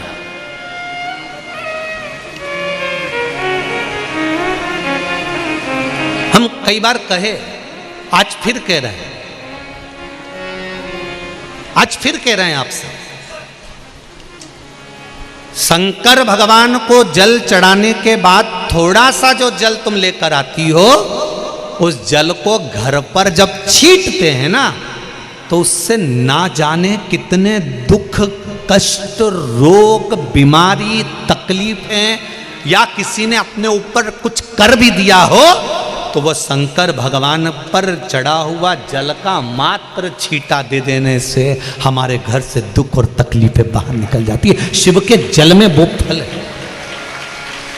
पुष्पदंत की कथा करिए, निर्माल्य मात्र रखा था, मात्र निर्माल्य बिछाया था और कपड़ा डाल दिया, उसको लांग गया तो पुष्पदंत का पुण्य चले गए। विचार करिए। कई लोग कहते हैं हमारा व्यापार किसी ने बांध दिया, हमको लगता है हमारी दुकान किसी ने बांध दी, हमको लगता है किसी ने हम पर टोना कर दिया, किसी ने हमारे ऊपर ऐसा कर दिया, किसी ने हमारे पर वैसा कर दिया। हम कहते हैं तुम ही मिले थे। लोगों की इतनी बड़ी बड़ी वो अंबानी जी की फैक्ट्री चल रही, उन पे किसी ने टोना नहीं करा, टाटा बिरला पे किसी ने टोना नहीं करा। तुम्हारी छोटी सी दुकान पे टोना करेगा?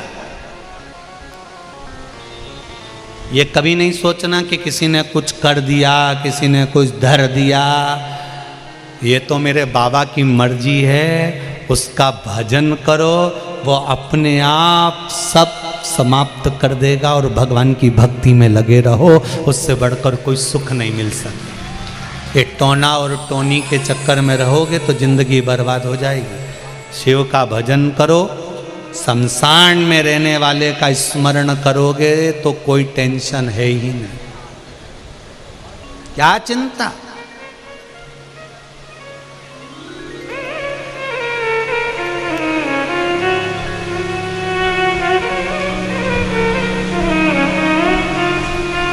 पुष्पदंत रो पड़ा, पार्थिव शिवलिंग का निर्माण करा, उसकी पूजन में लग गया। शंकर भगवान की पूजन में लगा और पुष्पदंत ने एक स्तोत्र भगवान शंकर की पूजन में पढ़ दिया, जिसका नाम शिव महिमन स्तोत्र हो गया। कौन सा स्तोत्र है? शिव महिमन स्तोत्र। यह पुष्पदंत ने रचा। जो शिव महिमन स्तोत्र पढ़ा, शिवजी प्रकट हो गए। पुष्पदंत क्या चाहिए तुमको? पुष्पदंत कहते हैं मुझे चित्ररथ के यहाँ फूल चुराने का पाप लगा, पत्ती चुराने का पाप लगा, चोरी की गई वस्तु से मैंने आपकी आराधना करी, उसका मुझे दोष लगा। मेरी गलती है कि मैं चित्ररथ राजा से पूछ नहीं पाया कि तुम्हारे यहां से मैं पत्ती ले सकता हूं, मैं फूल ले सकता हूं। मैं तो ये सोच रहा था कि भगवान की पूजन करना है तो पूछने की जरूरत क्या है। जितने लोग शिव महापुराण की कथा को आस्था चैनल पर, फेसबुक, यूट्यूब पर सुन रहे हैं और जितने लोग भाटापारा की इस पावन धरा पर सुन रहे हैं, ध्यान लगाकर सुनना। पुण्य कमाने के चक्कर में हम भी कहीं पाप कर बैठते हैं। केवल पुष्पदंत अकेला नहीं, आप और हमने भी ऐसा करा होगा। भगवान की पूजन करने के चक्कर में कहीं से फूल पत्ती लेकर आ गए होंगे। सोचा होगा भगवान कुछ जल रहा है, कुछ फूल पत्ती लेकर आ गए होंगे तो मन में आ गया होगा, मन में विचार आ गया, मन में भाव जागृत हो गया होगा कि हम तो भगवान के लिए कर रहे हैं, हम तो भगवान के लिए कर रहे हैं, हम भगवान के लिए कर रहे हैं। ये हमारे भीतर भाव जागृत हो गया, हमारे भीतर ये भाव जागृत होगा कि हम भगवान के लिए कर रहे हैं, हम तो पुण्य के लिए कर रहे हैं। नहीं नहीं नहीं, हमें किसी की वस्तु को नहीं लेना। शंभु शरणे मांगो घड़ी रे घड़ी, दुख काटो दया करी दर्शन आपो। ये मन का भाव जागृत हो जाए, ये विचार हो जाए। भगवान पुष्पदंत ने जब भगवान शंकर के पार्थिव शिवलिंग का पूजन करा, स्मरण करा, शंकर भगवान का शिव महिमन स्तोत्र का पाठ करा, शंकर भगवान सामने प्रकट हो गए, शिव सामने आ।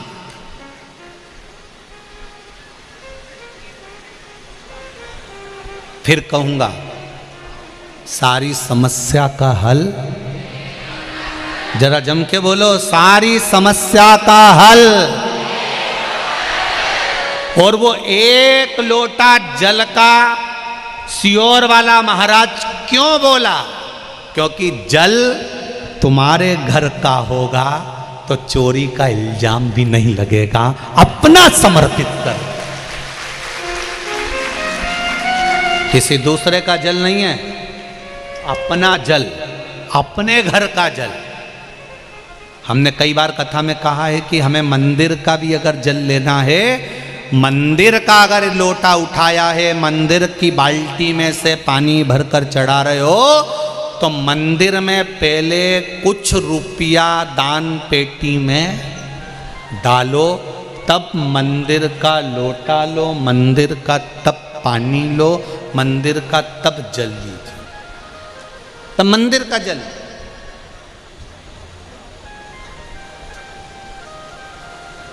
तब मंदिर का पानी लो, तब मंदिर का लोटा लो, तब मंदिर का जल। आपकी चित्तवृत्ति में यह बात रहना चाहिए। सारी समस्या का हल एक लोटा जल, पर सावन के महीने में 2 लोटा जल। सावन का महीना चालू हुआ था जब एक बेलपत्र चढ़ाई थी, बोलो तो। और जिस दिन सावन का आखिरी सोमवार हो, शायद यही लास्ट वाला है, सावन का आखिरी सोमवार हो, जो लोटा जल का लेकर जा रहे हो उसमें थोड़ा सा इत्र, अगर इत्र नहीं हो तो गुलाब की पंखड़ी, पंखड़ी नहीं हो तो कोई फूल की पत्ती उस जल में बाबा को समर्पित, इत्र हो तो ज़्यादा अच्छा। आखिरी सोमवार को या सावन महीने का आखिरी दिन आप शिव को जब 2 लोटा जल चढ़ाएं तो उसमें इत्र का भाव रखकर, कामना कर कर, त्र्यंबकेश्वर बाबा का स्मरण कर कर और महामृत्युंजय मंत्र को जपते हुए। कौन सा मंत्र? ये वेद का बड़ा सुंदर मंत्र है, इसको चिल्लाकर नहीं बोला जाता, भीतर से बोलिए। एक बार वाद्य यंत्र के साथ आप और हम भीतर से बोलें।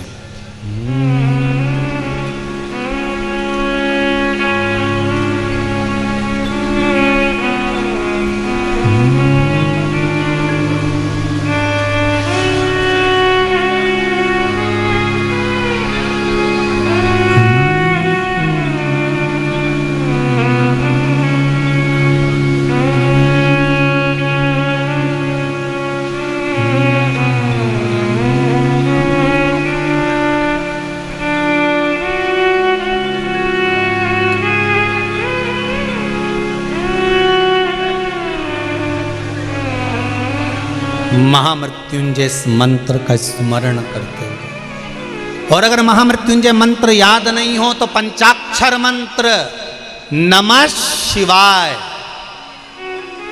पंचाक्षर का स्मरण नहीं रहे तो षडाक्षर ओम नमः शिवाय, षडाक्षर का स्मरण नहीं हो तो श्री शिवाय नमस्तुभ्यम मंत्र का स्मरण कर कर इत्र का जल शिव जी को समर्पित करो और बाबा से निवेदन करो कि 1 महीना तेरी कृपा से सावन के निकले, तूने जल चढ़वाया, बीच में कोई दिन छूट गया, कोई कारण आ गया, हम जल नहीं चढ़ा पाए। जैसे भगवान विष्णु एक कमल का पुष्प नहीं चढ़ा पाए थे तो उन्होंने अपना नेत्र निकाल कर दे दिया था, तो भगवान शंकर इतने प्रसन्न हुए थे कि उन्होंने अपना सुदर्शन चक्र दे दिया था। विष्णु भगवान ने नेत्र दिया, शंकर भगवान ने सुदर्शन दिया। तो भगवान शंकर से कहना अगर बीच में कोई त्रुटि हो गई हो, सावन के महीने में कोई पूजा अधूरी रह गई हो, कोई त्रुटि हमसे हो गई हो और हम जल नहीं चढ़ा पाए हों, तो आखिरी दिन सावन के इत्र का जल चढ़ा देने से बाबा उस त्रुटि को समाप्त कर कर कामना पूर्ण कर शिव संहार। वो मेरा शिव पुष्पदंत ने पार्थिव शिवलिंग का निर्माण कर कर पूजन करा। शंकर भगवान प्रकट होकर प्रभास क्षेत्र में उस शिवलिंग का वर्णन करते हुए पुष्पदंतेश्वर महादेव के रूप में विराजमान हुए। शंकर भगवान ने कहा ये पुष्पदंतेश्वर महादेव के रूप में मैं ये प्रभास क्षेत्र में विराजमान रहूँगा, जो इसका दर्शन करेगा अपने जीवन को सार्थक करेगा। शिव आराधना का फल मिलता है, कथा आती है, भगवान शंकर माता पार्वती जी के सुंदर उपटन से श्री गणेश जी महाराज प्रकट होते हैं। भगवान गणेश जी महाराज पधार रहे हैं। जोरदार ताली बजाकर स्वागत करें श्री गणेश जी महाराज का।